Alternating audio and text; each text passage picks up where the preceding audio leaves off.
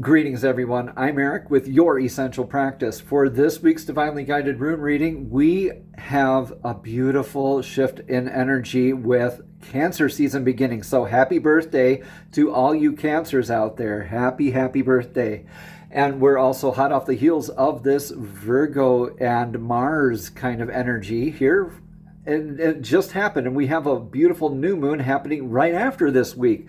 So if you want more of that planetary type of information, or if you'd like a divinely guided rune reading here from me personally, or like some spiritual guidance, want to book a session with me, all of that information, okay, is down in the links below. All right, so without further ado, let's jump right into today's divinely guided rune reading. Woo!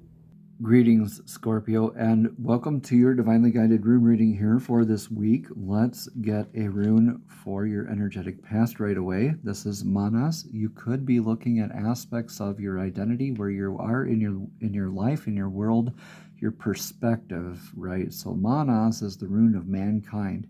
This is one clan flag, and it's facing another clan flag here. So that doesn't mean it's opposing or that you're joining up, rather, but it could indicate either of those things.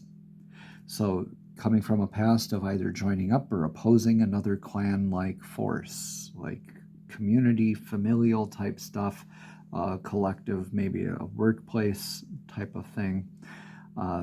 Regardless, this is like that cyclical nature of mankind, like what goes around kind of comes around, like the world card in tarot, right? To everything, there's a change in a season. It's going to come around.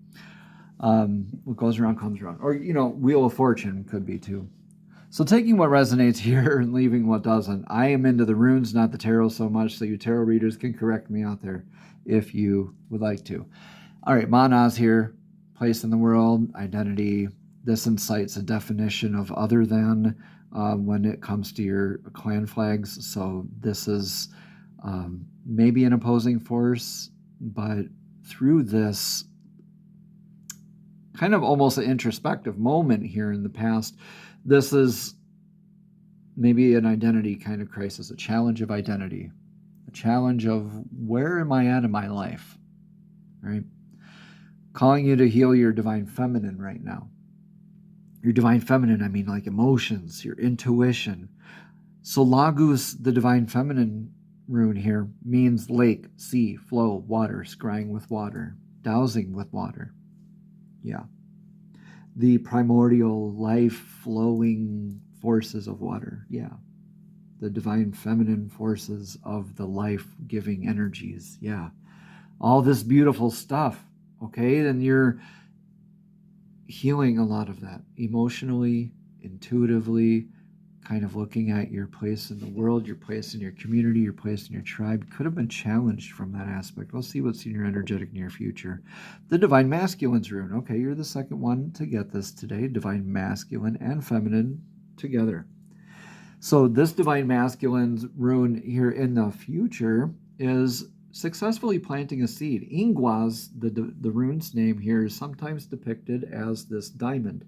Either way is correct in the Elder Futhark. This is the fertile territory, fertile ground where you're planting the seed. You're coming from the place of knowing rather than a place of guessing. You planted the seed, it's going to grow. Yeah. Being able to be responsive rather than reactive. So you're healing a lot of emotional aspects. We all have aspects of the divine feminine and masculine within us. These are not about gender. These are about the types of energies within us all. And this could be even the challenging aspects of the balance of this within ourselves, of the divine masculine and feminine, like they're two warring clans within ourselves. So please take what resonates, Scorpio, leave what doesn't. What's your energetic influence of the now? Energetic influence is in Aiwas. Aiwas is that pilgrimage rune. It's that rune of the man's best friend is the horse rune, and it is indicative of that spiritually recharging kind of energy, right? That source that you can go back to, whether it's somebody that's proven itself to you time and time again, like an energetic place like Machu Picchu, Stonehenge, right? Great Pyramids, or whether this is your relationship with yourself, divine, spirit, your deity. Take what resonates, please leave what doesn't.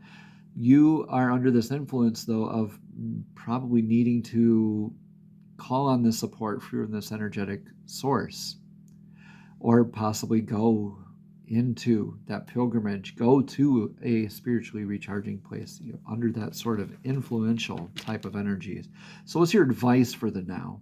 Your advice for the now is to balance out your needs, constraints, and limitations. You're going down the path, and now this log is blocking your path. You can't really go on a pilgrimage unless you have your needs, constraints, limitations all met. And through balancing out your needs, constraints, limitations, you're healing all these aspects of divine masculine and feminine. This is all about balance, y'all. This is all about balance in your relationship with yourself, I think. Or this could be your relationship with divine source. Either way, this is huge, huge healing work.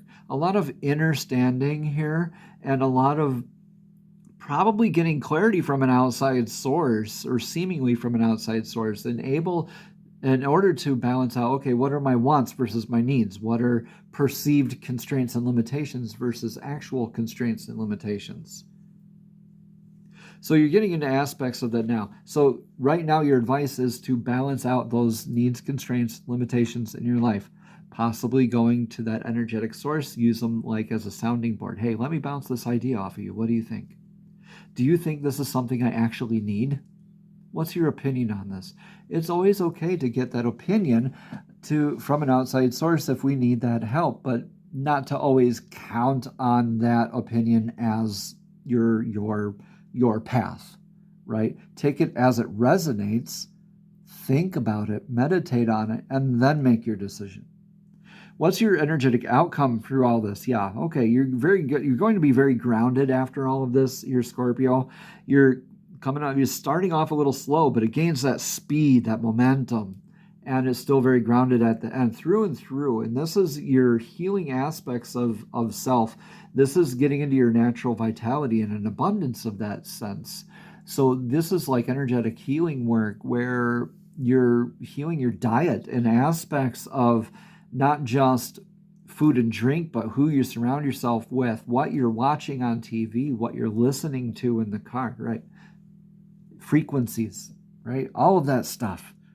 All this balancing these needs, constraints, limitations is going to help you be grounded. It's going to seem effortlessly when you use that energetic source as that sounding board. It'll help you remain grounded and vigilant, so that way you can carry on leading with your heart and then get that brain into check with that divine masculine, the cerebral, more like the do's and don'ts and stuff.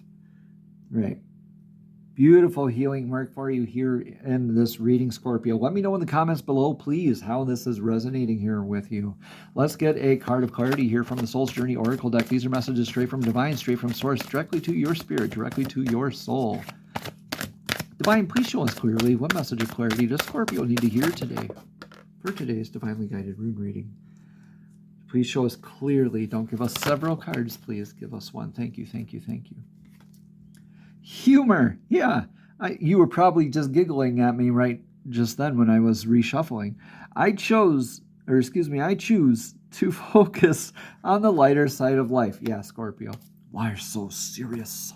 Being led with your heart. I mean, that could be the energetic check-in that the source is telling you, like, why are you being so serious about it? Just, you can get your momentum going. Just start with discerning and looking at it as from a humoristic perspective rather than such a serious perspective, right?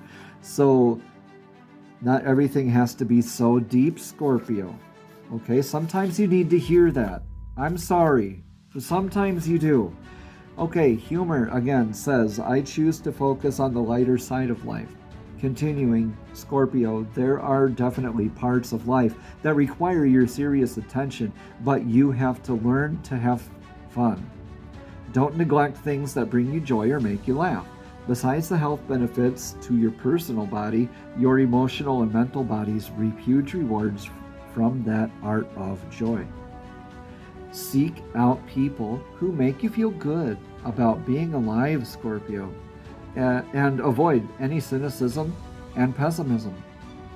Always look at your cup as being half full instead of half empty. Side note, when you change your perspective and look at your cup from above, when you rise above it, when you look at it from above, it always looks full. That's your perspective, just saying. The endless chatter of this physical dimension can seep into your conscious mind. So do your best to listen to happy music, right? Read soul-enriching fiction. Be wary of movies and TV shows that can darken your mood, right? What we just talked about. Happy people attract happy people. Yeah, I don't care what you heard in junior high science. Like attracts like. All right, namaste. Have a blessed and abundant week, Scorpio.